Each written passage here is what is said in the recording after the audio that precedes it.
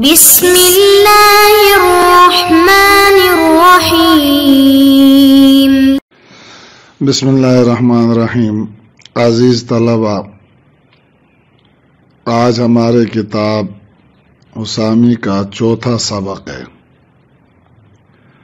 اور چوتھا سبق شروع ہو رہا ہے عام کی تعریف سے۔ یعنی صاحب اسامی نے عام کی تعریف یوں کی: والعام وهو كل لفظ ينتظم جمعا من المسمیات لفظا او معنی۔ عام ہر وہ لفظ ہے جو شامل ہو تمام مسمیات کو لفظاً یا معنی۔ اب اس سبق کو آپ دو باتوں میں سمجھنا۔ پہلی بات، مصنف رحمہ اللہ خاص کی تعریف سے فارغ ہونے کے بعد عام کی تعریف شروع فرما رہے ہیں۔ عام کو خاص سے مؤخر کرنے کی وجہ کہ خاص عام کے لیے بمنزلہ جز کے ہوتا ہے، اور جز عام طور پر کل پر مقدم ہوتا ہے، لہذا خاص کو عام پر مقدم کیا ہے۔ اب یہاں ایک سرسری سوال ہوتا ہے کہ عام کی تعریف میں کل لفظ محمل اور موضوع دونوں کو شامل ہے، اور تعریف میں کوئی ایسی قید موجود نہیں جس سے الفاظ محملہ کو خارج کیا جائے۔ تو اس کے جواب میں آپ کہیں گے کہ کل لفظ سے مراد کل لفظ موضوع ہی ہے، اس لیے خاص اور عام کا جو مقسم ہے وہ لفظ موضوع ہی ہے، جس کی طرف مصنف نے خاص کی تعریف میں وضعیہ کا لفظ اضافہ کر کے اشارہ بھی کیا۔ مصنف رحمہ اللہ نے عام کی جو تعریف کی ہے وہ 4 کلمات پر مشتمل ہے۔ نمبر 1 لفظ ہے، نمبر 2 ینتظم ہے، نمبر 3 جمعان ہے، اور نمبر 4 من المسمیات ہے۔ اب آپ یوں سمجھنا کہ کل لفظ درجہ جنس میں ہے۔ ینتظم یہ فصل اول ہے، اس قید سے خاص اور مشترک خارج ہو گئے۔ خاص کا خارج ہونا تو ظاہر ہے، کیونکہ خاص مجموعے کو شامل نہیں ہوتا، اور مشترک اس لیے خارج ہو گیا کہ مشترک چند معنی پر مشتمل نہیں ہوتا، بلکہ چند معنی کا احتمال رکھتا ہے۔ جیسے لفظ جاریہ یہ چند معنوں پر مشتمل نہیں، بلکہ علی سبیل البدلیت چند معنوں کا احتمال رکھتا ہے، مجموعی طور پر تمام معنی مراد نہیں لے سکتے۔ جمعن یہ فصل ثانی ہے، اس سے تثنیہ خارج ہو گیا، اس لیے کہ تثنیہ بھی دیگر اعداد مثلا 100 اور 1000 وغیرہ کی طرح خاص میں داخل ہے۔ مصنف رحمہ اللہ نے جمعن کو نکرہ لا کر اس بات کی طرف اشارہ کیا کہ عام کا اپنے تمام افراد کو شامل ہونا ضروری نہیں ہے، یعنی استغراق شرط نہیں، بلکہ چند افراد پر مشتمل ہونا کافی ہے۔ جیسے کہ قرآن مجید میں اللہ تبارک و تعالیٰ کے ارشاد ہے: اقتلوا المشرکین میں المشرکین عام ہے، حالانکہ تمام مشرکین کو قتل کا حکم شامل نہیں ہے، بلکہ بچے، بوڑھے، راہب اور اہل ذمہ مریض قتل کے حکم سے خارج ہیں۔ مشائخ عراق اور اکثر اصحاب شافعی کے نزدیک عام کے لیے استغراق شرط ہے۔ اختلاف کا ثمرہ عام کی صورت میں ظاہر ہوگا، یعنی عام کی 2 قسمیں ہیں، ایک عام مخصوص من الباس، وہ عام جس سے بعض افراد کو خاص کیا گیا ہو، اور دوسرا عام غیر مخصوص من الباس، وہ عام جس سے دوسرے افراد کو خاص نہ کیا گیا ہو۔ تو بہرحال اختلاف کا ثمرہ عام خص من الباس کی صورت میں ظاہر ہوگا۔ اصحاب شافعی وغیرہ کے نزدیک عام مخصوص من الباس قابل استدلال نہیں ہے، اس لیے کہ تخصیص کی وجہ سے ان کے نزدیک عام کا استغراق ختم ہو جاتا ہے، اور ہمارے علماء ماوراء النہر کے نزدیک عام مخصوص من الباس قابل استدلال ہے، اس لیے کہ تخصیص کے بعد بھی جمعیت باقی رہتی ہے جو کہ عموم کے لیے کافی ہے۔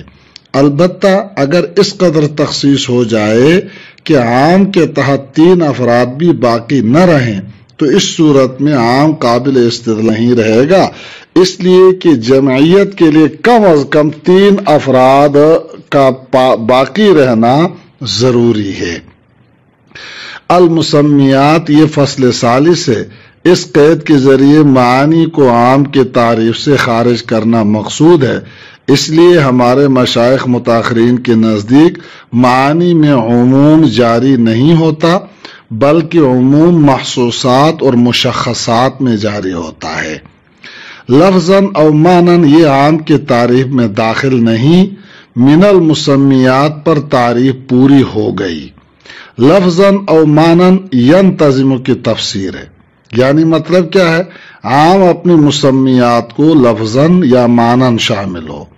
انتظام لفظی لفظاً شامل ہونا یہ ہے کہ صیغہ ہی عموم و شمول پر دلالت کرے، جیسے کہ جمع کے صیغے مسلمون اور رجال وغیرہ اپنے صیغے کی وجہ سے عموم و شمول پر دلالت کر رہے ہیں، اور انتظام معنوی کا مطلب یہ ہے کہ لفظ اپنے صیغے کے اعتبار سے عموم و شمول پر دلالت نہ کرے بلکہ معنی کے اعتبار سے دلالت کرے، جیسے کہ من، ما، قوم اور رہط یہ الفاظ اپنے معنی کے اعتبار سے عموم و شمول پر دلالت کرتے ہیں۔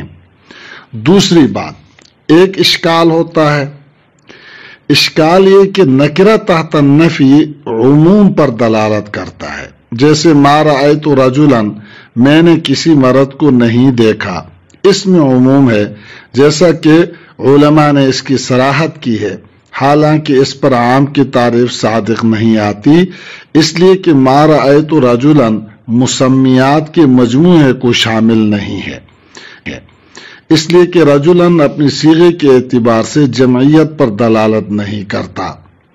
اس سوال کے جواب میں علماء فرماتے ہیں اگر نکرہ منفیہ عام کی تعریف سے خارج ہو جائے تو کوئی حرج نہیں ہے۔ کیوں؟ اس لیے کہ ہمارا کلام حقیقی عام کی تعریف میں ہے اور نکرہ منفیہ کا عموم مجازی ہے، اور اگر نکرہ منفیہ کے عموم کو حقیقی تسلیم بھی کر لیا جائے تب بھی عام کی تعریف دخول غیر سے مانے رہے گی۔ کیوں؟ اس لیے کہ عام کی مذکورہ تعریف اس عموم کو بیان کرنے کے لیے ہے جو کہ صیغہ اور لغت کے اعتبار سے ہو، نہ کہ مطلق عموم کو بیان کرنے کے لیے، اور نکرہ منفیہ کا عموم صیغے کے اعتبار سے نہیں بلکہ ضرورتاً ہے۔ اب اگلا متن آتا ہے وَحُكْمُهُ أَنَّهُ يُحْكَمُ فِيمَا تَنَاوَلَهُ قَطْعًا وَيَقِينًا كَالْخَاصِ فِيمَا تَنَاوَلَهُ، اور عام کا حکم یہ ہے کہ وہ واجب کرتا ہے حکم کو ان تمام افراد میں جن کو وہ شامل ہوتا ہے قطعی اور یقینی طور پر، جیسا کہ خاص ان تمام افراد میں جن کو وہ شامل ہوتا ہے۔ وَهُوَ الْمَذْهَبُ عِنْدَنَا خِلَافًا لِلشَّافِعِي رحمہ اللہ، یہی مذہب ہمارے نزدیک ہے، امام شافعی رحمہ اللہ کا اس میں خلاف ہے۔ إِلَّا أَنَّهُ إِذَا لَحِقَهُ خُصُوصٌ مَعْلُومٌ أَوْ مَجْهُولٌ كَآيَةِ الرِّبَا فِي الْبَيْعِ فَحِينَئِذٍ يُوجِبُ الْحُكْمَ عَلَى تَجَوُّزٍ أَنَّهُ يَظْهَرُ الْخُصُوصَ فِيهِ بِتَعْلِيلِهِ أَوْ بِتَفْسِيرِهِ، مگر جب کہ عام کو لاحق ہو جائے مخصص معلوم، یا جیسا کہ آیت ربا ہے بے میں، پس اس وقت عام حکم کو واجب کرے گا اس بات کے احتمال کے ساتھ کہ تخصیص ظاہر ہو جائے عام میں مخصص معلوم کی علت بیان کرنے کی وجہ سے یا مخصص مجہول کی تفسیر بیان کرنے کی وجہ سے۔ اس متن کو بھی آپ دو ہی باتوں میں سمجھنا۔ پہلی بات تو آپ یہ سمجھنا کہ مصنف رحمہ اللہ خاص و عام کے تعریف کے بعد اب حکم بیان کر رہے ہیں، مگر صرف عام کا حکم بیان کیا ہے، خاص کے حکم کی طرف صرف اشارہ کر دیا ہے، کل خاص فیما تناولہ کہہ کر۔ اس کی وجہ عام طور پر علماء یہ لکھتے ہیں کہ خاص کا حکم جمہور علماء کے نزدیک اتفاقی ہے، اس لیے صرف اشارہ کر دیا، اور عام کا حکم اختلافی ہے، اس لیے اس کو تفصیل سے بیان کیا ہے۔ بہرحال خاص کا حکم یہ ہے کہ وہ اپنے مدلول پر قطعی اور یقینی طور پر اس طرح شامل ہوتا ہے کہ اس میں غیر کا احتمال نہیں ہوتا، جیسے کہ اللہ تعالیٰ کا ارشاد ثلاثۃ قروء میں لفظ ثلاثہ خاص ہے، یہ اپنے مدلول کو قطعی طور پر شامل ہے۔ ثلاثہ کا اطلاق نہ 3 سے کم پر ہوتا ہے نہ 3 سے زیادہ پر، اور عام کا حکم یہ ہے کہ وہ اپنے تمام افراد میں قطعی اور یقینی طور پر حکم کو واجب کرتا ہے، جس طرح خاص قطعی ہوتا ہے۔ احناف کا مسلک یہی ہے۔ اب آگے بعض حضرات کہتے ہیں کہ عام میں توقف کیا جائے گا جب تک کوئی دلیل معین قائم نہ ہو جائے۔ ماتن رحمہ اللہ نے یوجب الحکم کہہ کر مصنف نے اس کی تردید کی ہے۔ بعض لوگ کہتے ہیں کہ عام اگر واحد کا صیغہ ہے تو 1 پر دلالت کرے گا، اور جمع کا صیغہ ہے تو 3 پر دلالت کرے گا، اور باقی افراد میں توقف ہوگا دلیل قائم ہونے تک۔ فیما تناولہ سے مصنف رحمہ اللہ نے اس کی تردید کر دی ہے۔ امام شافعی رحمہ اللہ کے نزدیک عام قطعی نہیں بلکہ ظنی ہے، تو مصنف رحمہ اللہ نے قطعاً و یقیناً سے اس قول کی تردید کر دی ہے۔ دوسری بات، ماتن رحمہ اللہ نے آگے الا اذا لحقہ سے جو ضابطہ یا جو اختلافی حکم بیان کر رہے ہیں اس کا خلاصہ آپ یوں سمجھنا کہ ماتن فرماتے ہیں عام قطعی ہوتا ہے مگر کسی دلیل مخصص سے عام کے اندر اگر تخصیص ہو جائے تو پھر عام قطعی نہیں رہتا بلکہ ظنی ہو جاتا ہے۔ اس وقت وہ صرف حکم کو واجب کرتا ہے، مگر اس احتمال کے ساتھ کہ جس دلیل سے پہلے کچھ افراد عام میں سے خاص کیے گئے ہیں، ہو سکتا ہے کہ اس دلیل کے تحت عام کے کچھ اور افراد بھی آ جائیں اور وہ بھی عام کے حکم سے خارج ہو جائیں۔ جیسے قرآن مجید میں اللہ تبارک و تعالیٰ کا ارشاد ہے فَاقْتُلُوا الْمُشْرِكِينَ، اب مشرکین کو قتل کرو۔ مشرکین عام ہیں، تمام مشرکین سے قتال کا حکم ہے، مگر اللہ نے دوسری جگہ فرمایا وَإِنْ أَحَدٌ مِّنَ الْمُشْرِكِينَ اسْتَجَارَكَ فَأَجِرْهُ، مشرکین میں سے کوئی پناہ مانگے تو پناہ دے دو۔ اس کے ذریعے تخصیص ہو گئی، یعنی امن طلب کرنے والے مشرکین سے خارج ہو گئے، ان سے قتال نہیں کیا جائے گا۔ اور نصوص میں تو چونکہ اصل علت ہوتی، ہم نے جب اس علت کو دیکھا تو اس کے اندر علت ہم نے نکالی لڑائی سے عاجز ہونا، لہذا یہ علت، اس علت کی وجہ سے مشرکین میں سے عورتیں، بوڑھے، افائج، اندھے اور راہبین سب کی تخصیص ہو گئی، یعنی ان سے بھی قتال نہیں ہوگا۔ یہ مخصص معلوم کی مثال ہے۔ الحاصل اب یوں سمجھنا، جب عام میں مخصص معلوم یا مخصص مجہول کے ذریعے تخصیص ہو جائے گی تو عام اپنے باقی افراد میں عمل کو واجب کرے گا ظنیت کے ساتھ ہو، جیسے اللہ تبارک و تعالیٰ کا ارشاد ہے احل اللہ البیع وحرم الربا۔ اب اس آیت میں بے لام استغراق داخل ہونے کی وجہ سے عام ہے، جو تمام بیوع کو حتیٰ کہ ربا کو بھی شامل ہے۔ پھر حرم الربا کہہ کر بے ربا کی تخصیص کی گئی، یعنی بے ربا حلال نہیں ہے۔ یہ مخصص مجہول ہے کیونکہ ربا کے معنی زیادتی ہے، اور یہ معلوم نہیں کہ کون سی زیادتی مراد ہے۔ یہاں مطلق زیادتی تو مراد نہیں ہو سکتی کیونکہ بے میں بھی زیادتی اور نفع ہی ہوتا ہے۔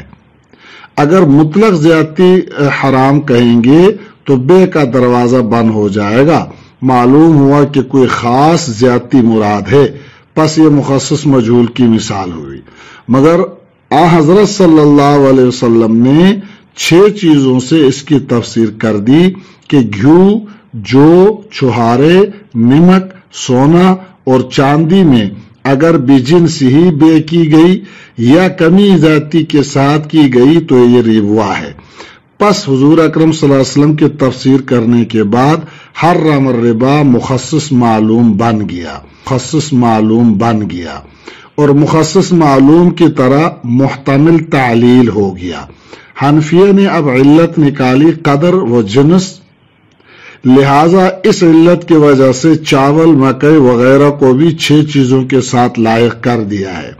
بہرحال عام تخصص سے پہلے، تخصیص سے پہلے قطعی ہوگا، تخصیص کے بعد عام ضمنی ہوگا، چاہے مخصص معلوم ہو یا مجہول ہو، کیونکہ اگر مخصص معلوم ہے تو اس کی علت نکال کر عام کے باقی افراد میں بھی تخصیص کا احتمال رہے گا، لہذا عام کے باقی افراد میں قطعیت نہیں رہے گی۔